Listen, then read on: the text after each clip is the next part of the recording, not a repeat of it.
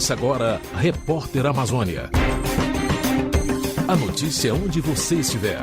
Uma produção da Rede de Rádios Públicas da Amazônia. Diretor de presídio onde 56 morreram é afastado. Em Brasília, defensores e Ministério da Justiça programam mutirão para reduzir superlotação carcerária no Amazonas. Defesa Civil emite alerta para enchente na região do Rio Juruá. E em Belém entra em cartaz exposição inspirada na propaganda política. Hoje é terça-feira, 10 de janeiro de 2017. Eu sou Rejane Lima Verde e você acompanha agora o Repórter Amazônia.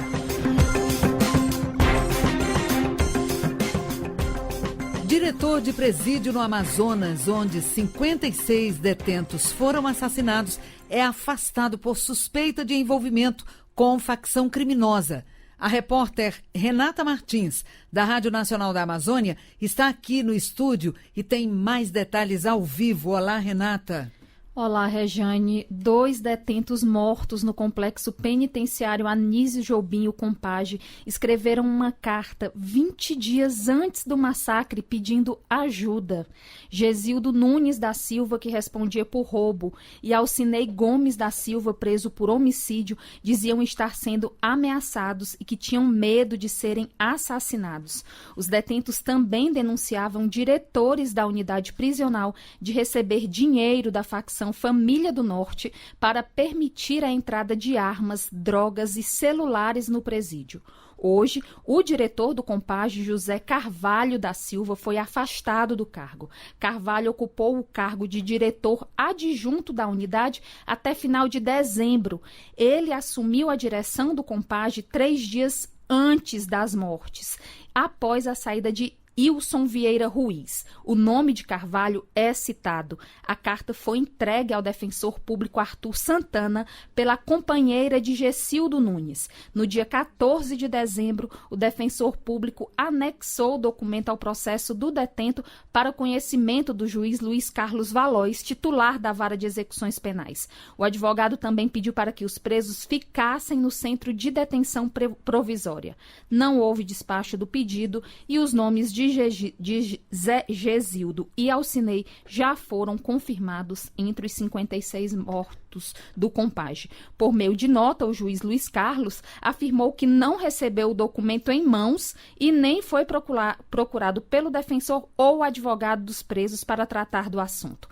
A vara, segundo ele, recebe centenas de documentos diariamente e, no caso de informações sobre risco de vida de detentos, esses documentos são encaminhados pela Justiça também ao Ministério Público e para a Secretaria de Administração Penitenciária para obter dados relacionados ao apenado.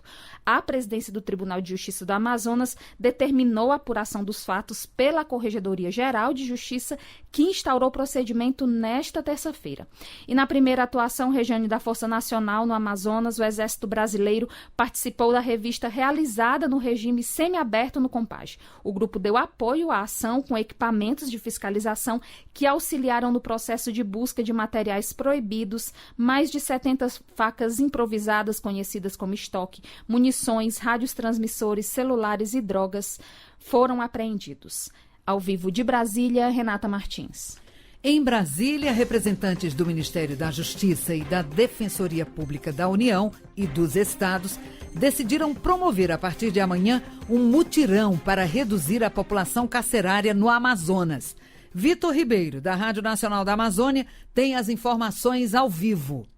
É isso mesmo, Rejane. Os defensores públicos dos estados e da União apontaram como principal causa da crise carcerária a superlotação nos presídios.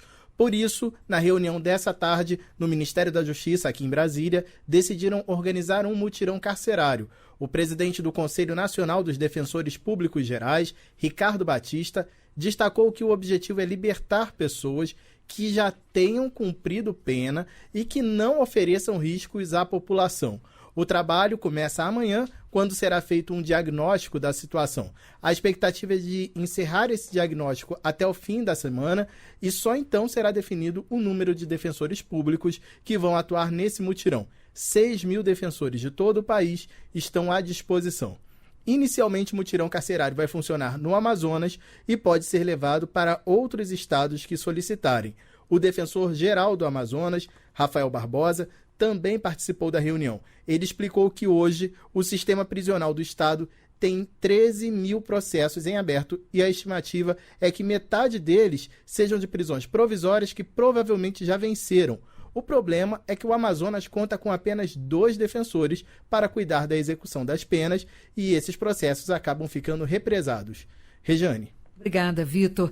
Militares da Força Nacional chegaram hoje a Roraima. E quem está lá acompanhando o assunto é Graziele Bezerra, da Rádio Nacional da Amazônia. Olá, Graziele. Olá, Rejane. O primeiro avião contendo parte da tropa da Força Nacional de Segurança Pública chegou a Boa Vista às 10h30 da manhã no horário local, 12h30 em Brasília. Desembarcaram 63 militares, entre homens e mulheres. Mais tarde chegaram outros militares, completando o efetivo de 100 pessoas solicitado pelo governo de Roraima. Eles vieram para reforçar a segurança no estado, principalmente após a morte de 33 detentos na penitenciária agrícola Monte Cristo, na última sexta-feira. O episódio gerou uma verdadeira crise no sistema prisional de Roraima. A chegada dos militares tranquilizou os moradores da capital, mas, na opinião do empresário Jonas Ira, é preciso ir além para garantir a segurança na cidade e nos presídios. Eu acho que eles só vêm a somar, né, mais com os policiais que já tem aqui em Boa Vista. Mas eu não acho que vai resolver a questão, não. Porque, como a gente sabe, né, o sistema prisional brasileiro está falido. Eu acho que isso é mais uma questão de os governos terem que fazer um investimento maior, construir mais presídio, diminuir essa superlotação que existe nas cadeias públicas, né? De acordo com o secretário de Justiça, Uziel Castro, a presença da Força Nacional vai desafogar o trabalho da polícia local. A missão deles é apoiar e ajudar na guarda dos presídios, guarda externa e segurança na cidade e no estado de Roraima todo. Olha, se eles forem atuar dentro do presídio ou não forem atuar dentro do presídio, só a presença deles aqui já é muito reforço. Mas Por quê? Eles vão ou não? Porque pode permitir que a Polícia Militar desenvolva o trabalho deles na rua também, né? O ministro da Justiça, Alexandre de Moraes, autorizou o envio da Força Nacional aqui para Roraima, mas garantiu que o efetivo não vai atuar dentro dos presídios. A cúpula da segurança de Roraima está reunida no Comando Geral da Polícia Militar para traçar a estratégia de atuação da tropa aqui no estado. Os militares devem começar o policiamento em Boa Vista ainda hoje, mas a gente já deu uma volta aqui na cidade e também já fomos à penitenciária agrícola de Monte Cristo e até agora, Rejane, nenhum sinal da Força Nacional nas ruas, pelo menos por enquanto. E por questão de segurança, detalhes da atuação dos militares não serão divulgados. Ao vivo de Boa Vista, Roraima, Graziele Bezerra. Estamos apresentando Repórter Amazônia. O litro da gasolina no Pará é o segundo mais caro do país, segundo o Diese. Com os constantes aumentos no preço dos combustíveis, os motoristas estão tendo que usar a criatividade para não deixar o carro em casa. A carona cidadã, quando conhecidos dividem os custos com o combustível, é uma alternativa que vem ganhando cada vez mais adeptos em Belém. Acompanhe na reportagem de Priscila Souza, da Rádio Cultura do Pará.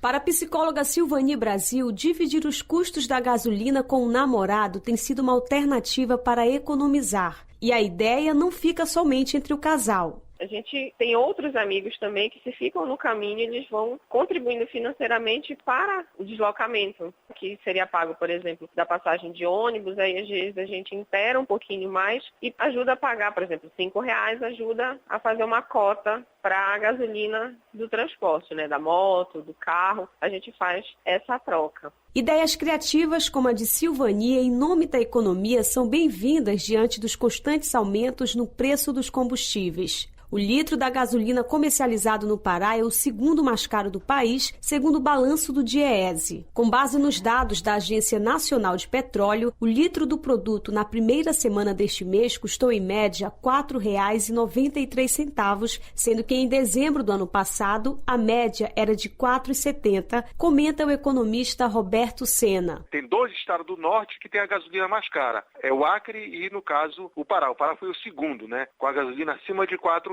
Isso, na verdade, traz uma preocupação maior devido ao baixo poder aquisitivo que nós temos no estado. Então, isso traz uma dificuldade bem maior para N pessoas que têm carro e que necessitam dessa locomoção através do carro particular. Com as altas nos preços, está cada vez mais difícil sair de casa com um veículo. E por isso a chamada carona cidadã se mostra como uma alternativa. Para economizar, o músico Cleito Silva já escolheu a moto como meio de transporte. Mesmo com o consumo do veículo sendo menor, ele também costuma dividir os custos do combustível dando carona. É uma alternativa muito econômica. Chega até um consumo de R$ 20 para transitar a semana toda na cidade.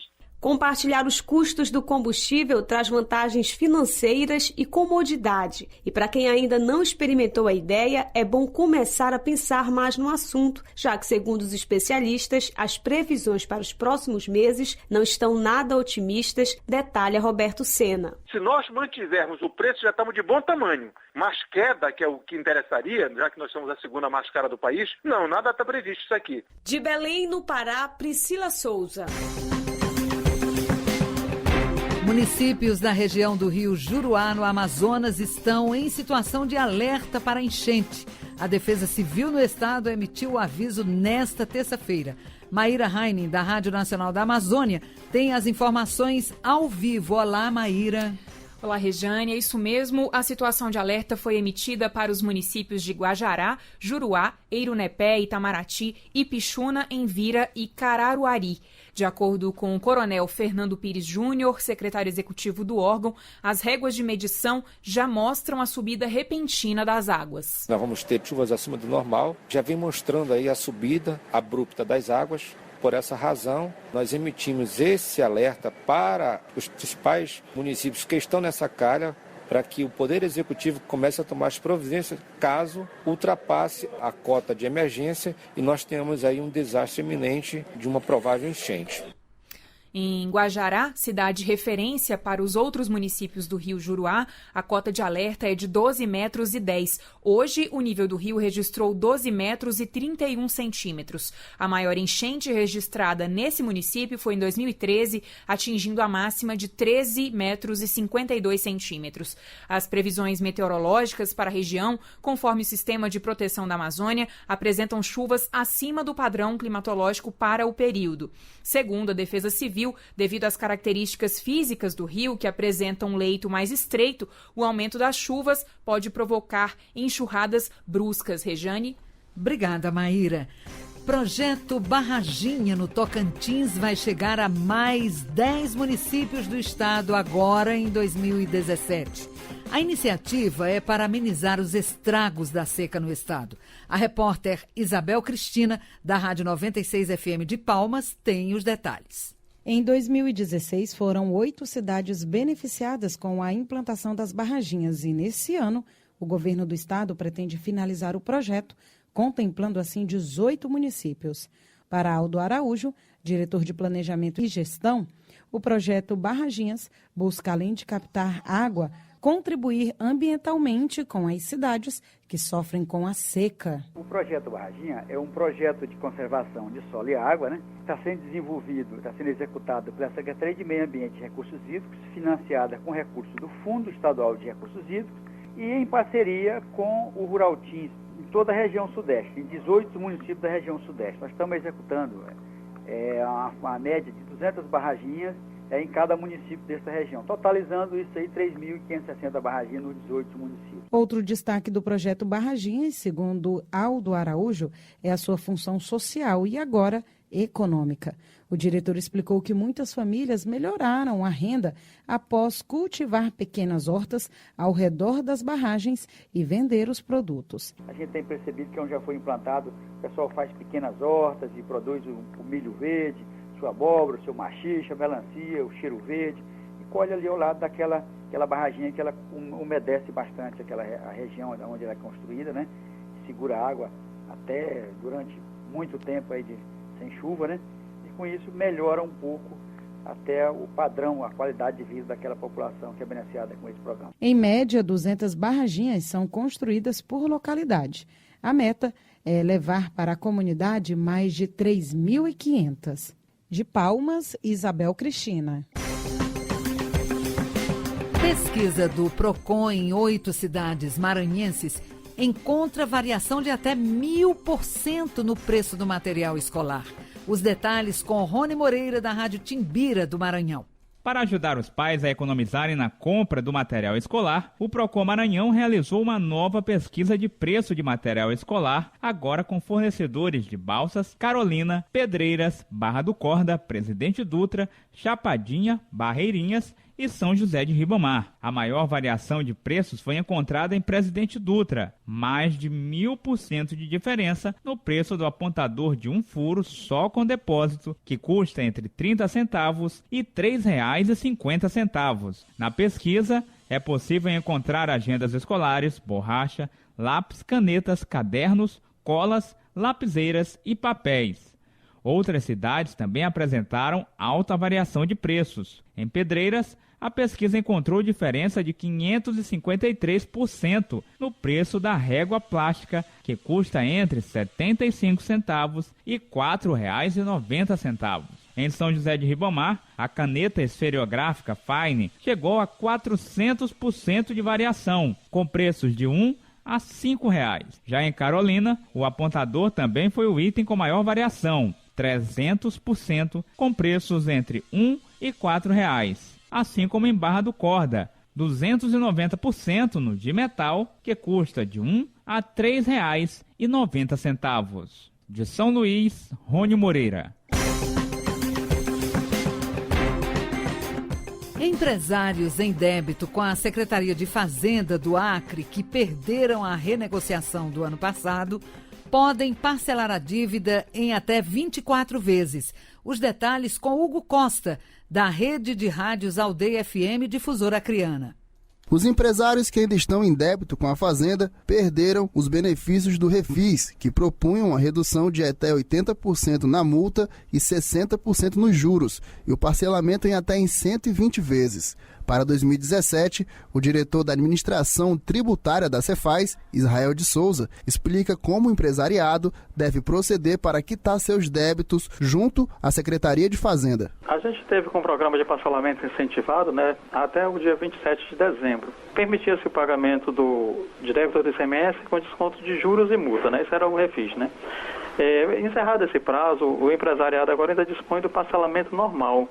O parcelamento normal não tem nenhum desconto nos débitos de juros e multas, no débito de ICMS e em relação aos juros e multa, e pode parcelar em até 24 parcelas o débito que ainda exista. O não pagamento implica na ausência de certidão negativa, na impossibilidade de retirar a certidão negativa, e com isso a dificuldade em si de conseguir empréstimo, participar de processos licitatórios, uma perda do desconto que a gente dá por essa situação de adimplência, um desconto de 12% em cima da notificação que a gente emite para pagamento do ICMS antecipado, entre outras medidas, por aventura, uma execução fiscal ou um protesto do débito. O diretor Israel de Souza pede para que os empresários procurem as agências da Cefaz nos municípios do estado. De Rio Branco, Hugo Costa. Você está ouvindo Repórter Amazônia. Mutirão em Tabatinga, no Amazonas, vai emitir carteiras de identidade. As informações com Otto Farias, da Rádio Nacional do Alto Solimões. O serviço começa no próximo dia 16 e a previsão é que mais de 150 pessoas sejam atendidas. A ação será realizada no setor de identificação civil da Prefeitura. Os trabalhos vão ser feitos pelo Departamento de Polícia Técnica Científica, que está com os formulários dos documentos, com o apoio de uma equipe da Prefeitura. A emissão é gratuita e qualquer pessoa residente em Tabatinga pode fazer a solicitação, inclusive crianças, desde que estejam matriculadas em alguma escola. Nestes casos, o pedido deve ser feito pelos pais ou responsável.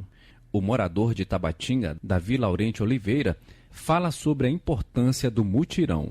Eu acho bom, podia vir várias vezes esse mutirão, porque ela me falou que vai ser só um dia. Então um dia tem muita gente, não dá para tirar todo. Outra moradora, Cleiciane Batista Rodrigues, disse que vai tirar a carteira de identidade da filha.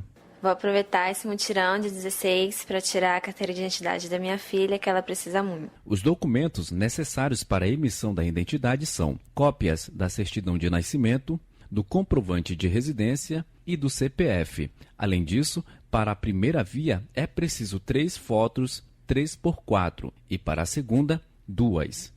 De Tabatinga, no Amazonas, Otto Farias. A ONU, Organização das Nações Unidas, definiu 2017 como o Ano Internacional do Turismo Sustentável. A repórter Daniele Soares, da Rádio Nacional da Amazônia, tem mais detalhes.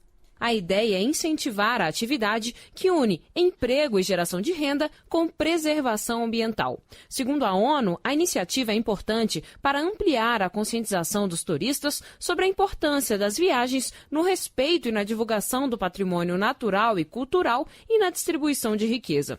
No Brasil, o conselho que trata sobre o tema estabelece 7 princípios técnicos que devem nortear a atividade. Entre as diretrizes estão a conservação do meio ambiente, a garantia dos direitos das populações locais, o respeito ao patrimônio cultural e valores do lugar e o estímulo ao desenvolvimento social e econômico do destino.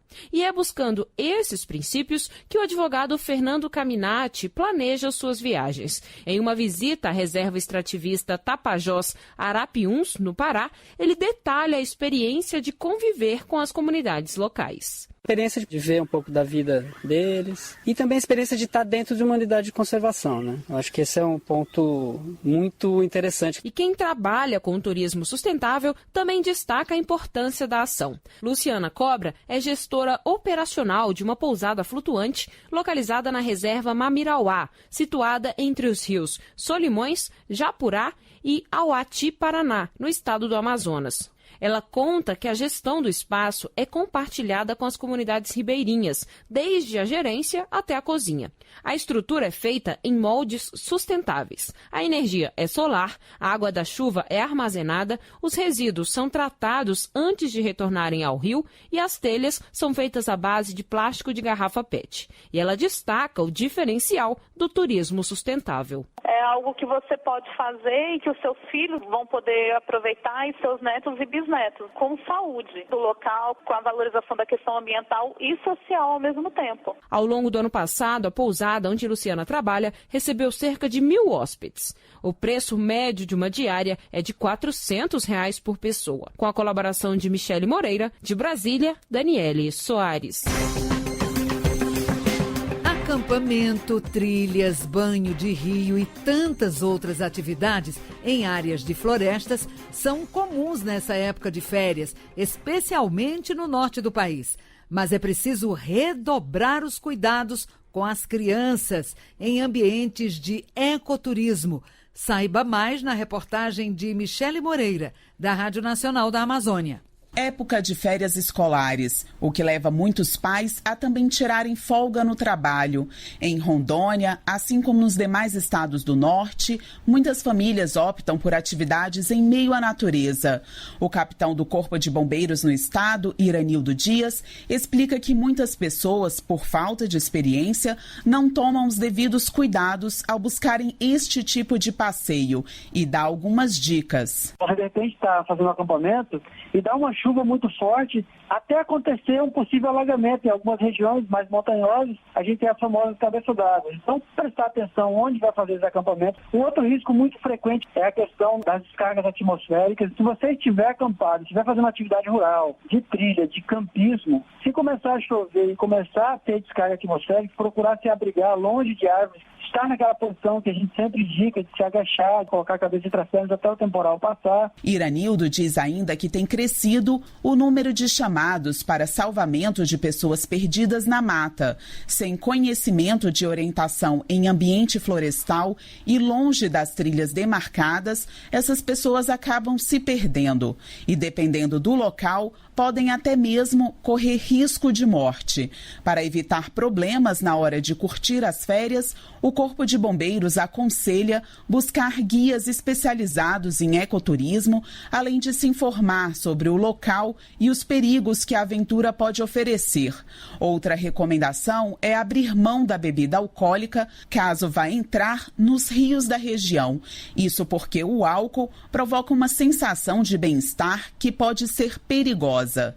De Brasília, Michele Moreira. Cultura. A partir de amanhã está aberta ao público a exposição Não Dito, da artista pernambucana Ana Lira. A mostra reúne obras criadas a partir de restos de campanhas eleitorais coletados em centros urbanos brasileiros. Os detalhes na reportagem de Priscila Souza, da Rádio Cultura do Pará. A exposição discute as relações de envolvimento e transparência nos processos de representação e desgaste político no país. Pela primeira vez, o público paraense vai poder conferir de perto o trabalho, detalha a artista visual pernambucana Ana Lira. A cidade que eu escolhi foi Belém, porque eu acreditei que era uma cidade que ampliaria a minha pesquisa e que eu poderia compartilhar também os resultados desse trabalho com o público em geral daqui. A exposição Não Dito vai estar em cartaz a partir do dia 11 de janeiro no Museu de Arte do CCBU em Belém. A mostra reúne obras criadas a partir de restos de campanhas eleitorais coletados em centros urbanos brasileiros. A obra é fruto do trabalho de pesquisa Voto, que teve como finalidade explorar a crise de representação política no Brasil, reforça a artista Ana Lira. Eu acho que as pessoas que vão visitar a exposição também vão ter a oportunidade de discutir as relações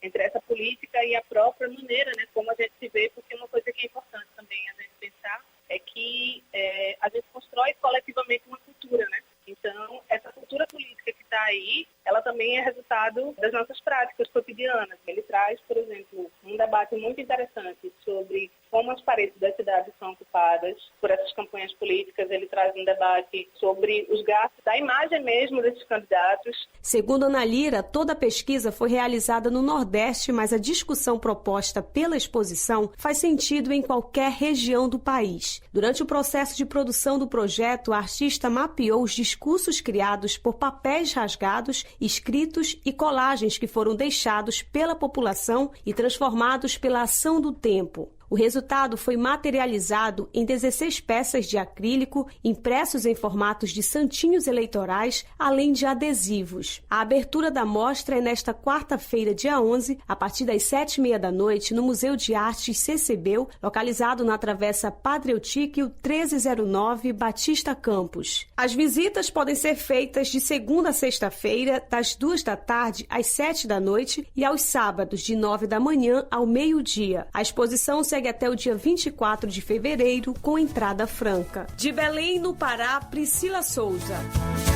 O IFAM prepara programação especial para comemorar 80 anos da fundação. Os detalhes da programação em Boa Vista, Roraima, com Pedro Ribeiro, da Rádio Universitária de Roraima. Nesta sexta-feira, dia 13 de janeiro, o Instituto do Patrimônio Histórico e Artístico Nacional, o IFAM, completa 80 anos de fundação. E fãs de todo o país vão realizar uma programação especial para comemorar a data. Segundo Leide Lorena Amorim de Oliveira, superintendente em exercício do Instituto em Roraima, a agenda do evento em Boa Vista busca mostrar as ações do IFAM no estado. A gente tem programação para mesa redonda, mesa de debate, exposição de casos, pessoas que já passaram por aqui, mestrando, que vêm nesse evento para estar falando exatamente sobre isso, as ações do IFAM nesse tempo que tem aqui no estado. Com o objetivo de preservar e promover o patrimônio cultural brasileiro, o IFAM iniciou as atividades em Roraima no ano de 2009. A programação começará às 8 da manhã, horário local, no Espaço União Operária, na Avenida Nossa Senhora da Consolata, bairro Centro. As inscrições vão ocorrer no dia do evento, que é gratuito e aberto ao público. De Boa Vista, Roraima, Pedro Ribeiro.